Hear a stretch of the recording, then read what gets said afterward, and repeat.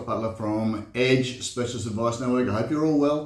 We've got another installment into our hybrid retirement series, which is, hey, for those people who want to have a specific lifestyle and may find that they struggle to be able to afford that, and I'm talking about lifestyle in retirement or transition to retirement style of your life, may struggle to afford that in their country.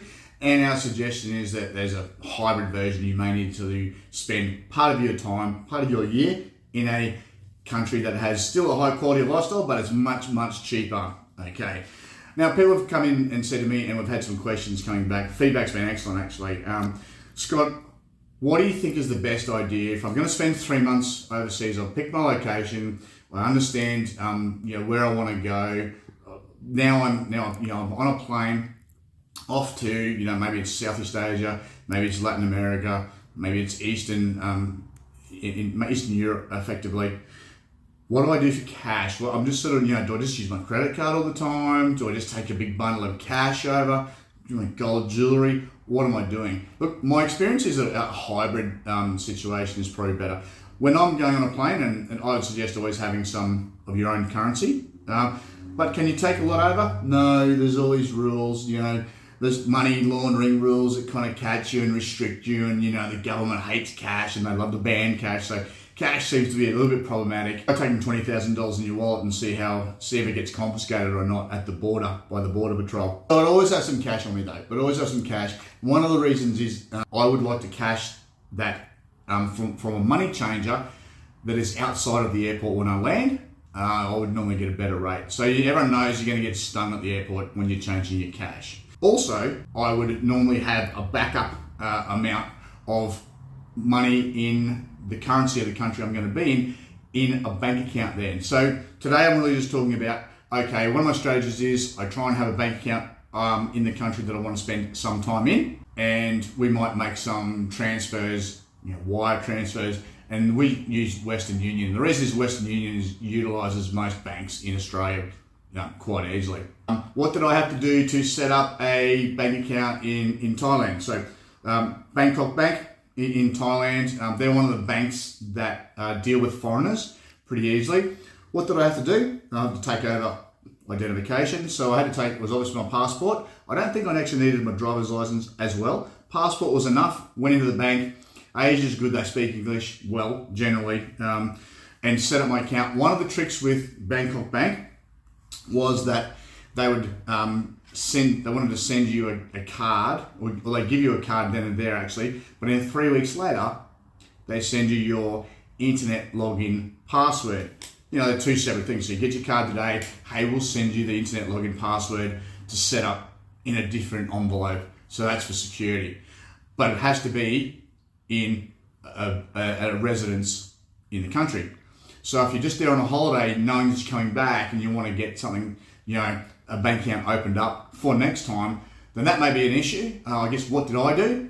I was good enough to have, I got the mail sent to my tailor in Bangkok and then asked him to unsend it. So that was really good. So I put his address down as my place of residence in Thailand, in Bangkok. And that was okay to open the bank account. All right, no worries. So then over there, if I knew I was going to spend some time over there, like maybe 1 month, 2 months, 3 months, one of the things I would do, if I saw that during the year, if I knew I was going over, and all of a sudden our currency was strong, I might take advantage and transfer $5,000 over and get a better deal on the currency. Because when you know you're going to do that, you start watching currency because it matters. You get a better return on the transfer of your funds. So I might do that in mid-year. That means when I'm over there, I can just pull actual cash out in the currency, Thai baht, and I can pay cash. Now, Thailand is especially a cash economy for little things, so you just always need cash.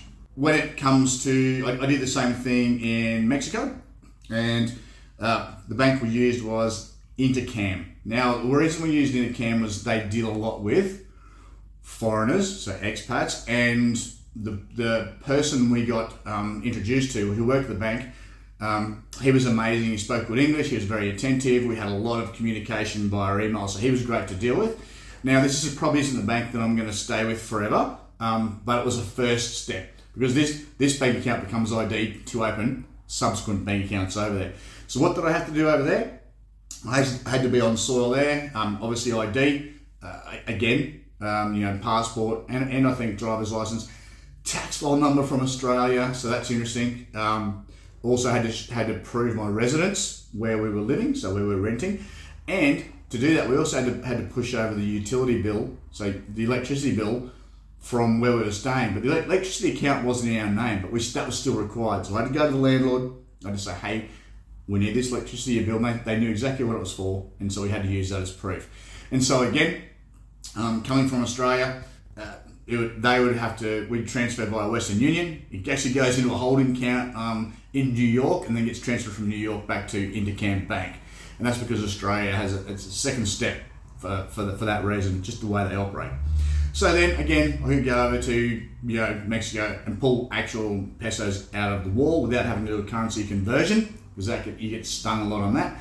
And also because you've got a Mexican bank account in Mexico, they're not going to charge you exorbitant transaction fees if I was to use my Visa credit card that's Australian. You're going to get charged a lot, so you don't want to do that too often. So that's what I do there. Again, you'd be watching the currency through the year, and if you knew you were going back and you saw that Australian currency was very strong, all of a sudden you might transfer some over, try and take advantage of the currency.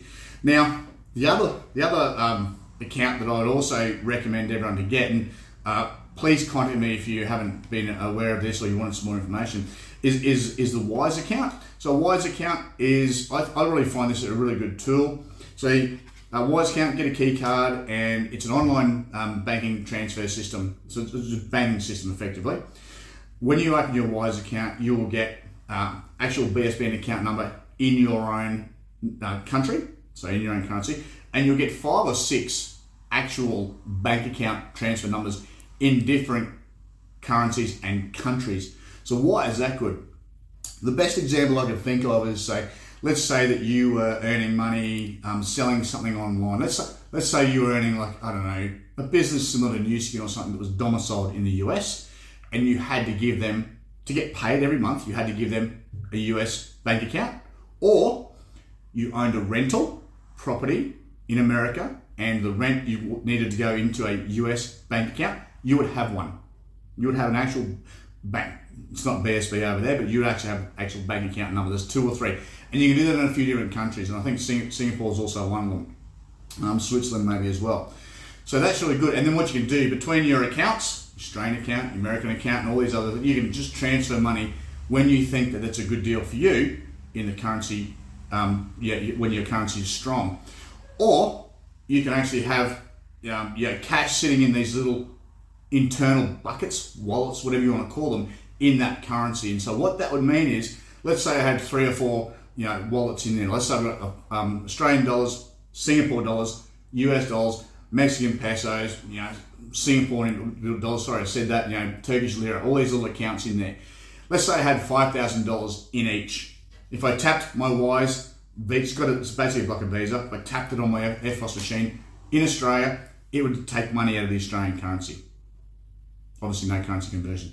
If I was in Thailand and I was at the Hilton, having a nice dinner, and we came to pay the bill, I tapped the card, because there's money in my my Thai account wallet in the Wise account, it would just take out of that currency and no currency conversion as well. So I find this really strong for travelers. I like the idea that you actually have actual bank accounts if you're going to receive money, especially for those people who want to potentially own property overseas, or even have an online business that's domiciled overseas. I think I'm pretty sure YouTube wants to pay in US dollars mostly, maybe even PayPal. This is the accounts you can join up.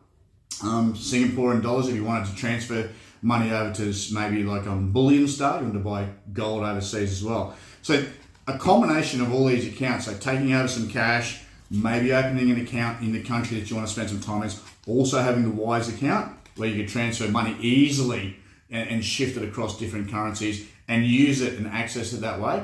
That is going to be the best, most flexible, with most options, cheapest way to do things if this is what you're going to do. Might sound a bit complex, not complex. It's actually easy to open accounts. Wise account's really easy. You'd open it in Australia, get the card delivered to you, and then you'd be on your way. So Anyway, guys, look, if you want to know about any of these methods that we've had to do, and especially the Wise account, which I do recommend, I think it's great. Just leave your comments below, and I'll get back to you. So, anyway, life is a family sport. Give yours an edge. See ya.